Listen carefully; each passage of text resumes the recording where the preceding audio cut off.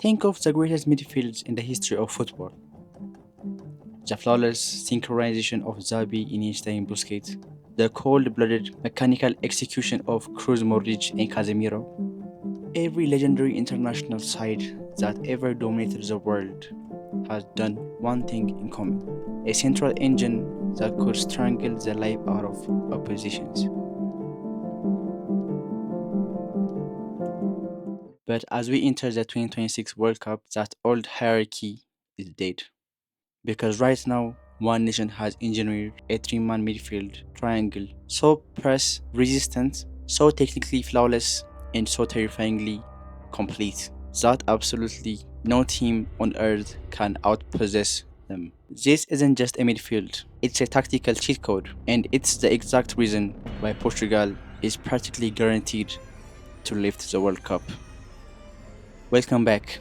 Today we are breaking down the masterclass architecture behind Portugal's unstoppable midfield engine under Roberto Martinez.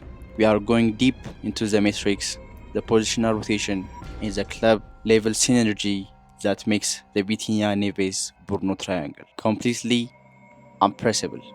If you love deep tactical breakdowns and fast paced football content, hit the subscribe button right now. Now let's get into the dry data and the beautiful chaos. How exactly did Portugal build the most complete midfield engine in modern football? Let's break it down, chapter by chapter. To understand why this midfield cannot be stopped, you have to understand how their profiles fit together like pieces of a high-tech puzzle. In modern football, most midfields are unbalanced. They have too much muscle and not enough creativity, or too much flair and zero defensive stability. Portugal has solved this equation perfectly. First, you have Vitinha, the metronome, operating as the half spaces. Vitinha is the ultimate structural controller. He is the man who dictates the tempo of the match. If Portugal needs to slow down the game to a walking pace, if they need to split the lines with a rapid vertical laser pass, Vitinha delivers it. His ability to maintain la pausa, the split second of patience that draws out defenders, is elite. Directly adjacent to him is Juan Neves, the shield. Do not let his size fool you. Neves is physical with a low center of gravity that makes him completely immovable over the ball. He acts as the safety net of this team. Neves isn't just traditional destructive defensive midfield who wins the ball and he hands it to someone better. He is a hyper technical deep lying playmaker. When an opposition team triggers a heavy press, Neves intentionally invites the pressure only to griddle past two logic defenders with a drop of the shoulder. And then sitting at the apex of the triangle is the chaos engine Bruno Fernandes. While Vitinha and Neves provide the immaculate structure of safety, Bruno is given the ultimate freedom to create risks. He is a high volume, high reward playmaker. He is the player who converts position into cold, hard damage. With Neves and Vitinha locking down the middle third, Bruno doesn't have to consistently drop deep to bail out the build-up. He can hunt for spaces between the opponent's midfield and defensive lines, ready to unleash little line-breaking passes. International football has fatal flaws. National teams rarely have enough time to build genuine chemistry.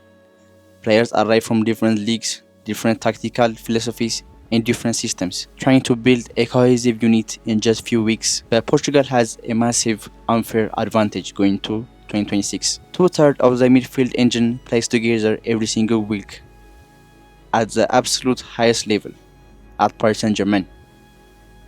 Vitinha and Joao Neves have developed almost a telepathic understanding.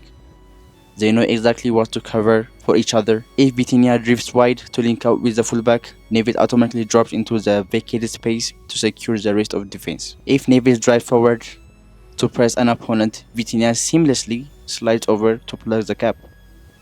They don't need to look, they simply know where the other is. Now inject the pure, unadulterated Premier League grit of Bruno Fernandes into the mix. For years at Manchester United, Bruno have been forged into the most physically demanding transitional league in the world. He brings the relentless work rate and the elite stamina and the leadership required to win ugly knockout games. We already saw the proof of concept during the Triumph 2025 Nation League campaign. This exact trio can run circles around Spain's highly praised midfield in the finals. They proved that they can outpass the masters of tiki-taka while retaining the physical power to dominate the second balls.